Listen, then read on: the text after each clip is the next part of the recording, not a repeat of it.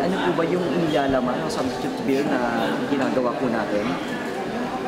Lahat ng nakikita nating problema na naging unconstitutional at hindi mga ibang hindi namin maunawaan kung ano talagang ibig sabihin ay yun, binibigyan namin ng inaayos namin para maging constitutional.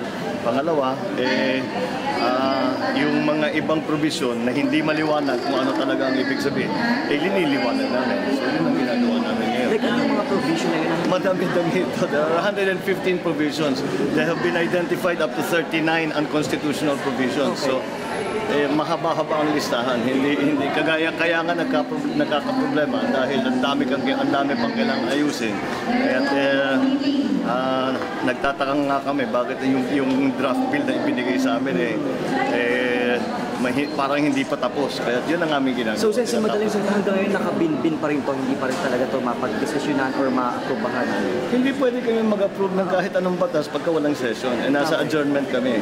So, pagbalik, saka namin pagbabalikan ng pag-usapan. Hindi nakabin-bin ito. Tuloy-tuloy ang aming pagtrabaho rito. Okay. Pero yun lamang, ang pag-approve, hindi mangyayari pagka wala yung ibang senador, pagka wala yung ibang congressman. Hanggang kailan kaya ito, sir? Hindi natin masasabi kung gaano kahaba ang magiging usapan. Dahil pagka narating yan sa debate, narating sa usapan, hindi mo masasabi na isang oras lang yan, isang araw lang yan. Kaya basta't ako, nakahanda ako na maibigay na yung version na sa palagay ko ay maganda na, maibigay na natin sa susunod, sa pagbalik namin sa July 27. Sen, another issue, no? Kayo bilang chairman sa committee ng local government, Sen, I'm sure na aware kayo sa mga kabi-kabilang kaso or issue na pinasasangkutan ng pulis, like sa Manila, yung rob out na tinatawag kung saan binaril yung tricycle driver na umano, allegedly, hold upper daw po sangkot sa ibang krimen. Anong masasabi nyo, iniimbestigahan ba natin to? And even dito kasi sa Calabarzon, ibang torture issue kabilang ang pulis. Anong stand natin dito bilang kayo? Paano, anong ibang stand? Kung hindi naman dapat nilang gawin yun, labag sa batas, ang pulis na dapat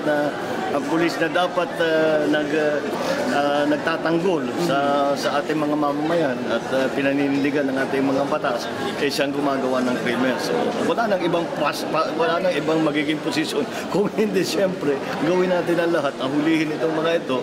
At yung kung ano man, paano nagkaroon ng sistema yan sa loob ng pulis, nakikita natin hindi lamang itong kaso na ito, kundi yung mga ibang kaso na ang pulis mismo ang gumagawa ng krimen, talaga dapat natin tutukan yan. At siguro, kailangan natin patibayin din ang pagsasanay ng ating mga kapulisan para alam nila na ang mangyayari, ang magiging, bakit nagiging problema ito at paano natin iwasan. And mensahe niyo po sa bagong talaga ng PNP chief, si Mercado.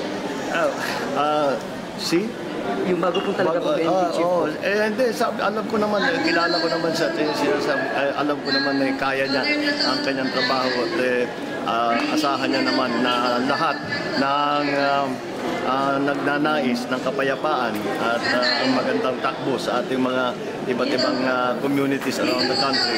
Tayo ay nandito lahat at maasahan niya ang aming tulong at suporta sa lahat ng kanyang ginagawa sa napagandahin ng pulis, pagandahin ang serbisyo na ibinibigay ng pulis. Sir, last question po. Wala bang malinaw kung mas mataas ang posisyon o mananatili? Wala pa malinaw.